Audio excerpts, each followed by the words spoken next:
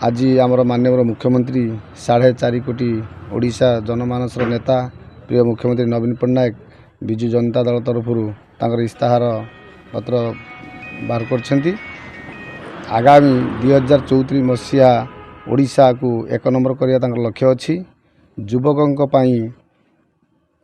स्वतंत्र बजेटर व्यवस्था करछंती एवं आसंता 2 वर्ष भितर 2 लाख सरकारी चाकरी जोगेदेवाई निष्पत्ति नहीं। मध्यवित्त परिवार को विद्युत रिहात व्यवस्था करेंगे।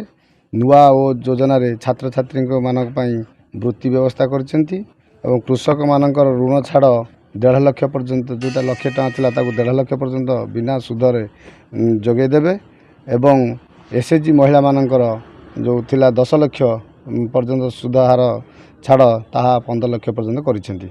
तेणु सबु वर्ग को दृष्टि रखी सी आज तांकर इस्ताहार बाहर करछंती। तेणु आमे समस्ते तांको कृतज्ञता जनाउछु एवं इस्ताहार खुशी रे आमर आनंदपुर निर्वाचन युवक बंधु एवं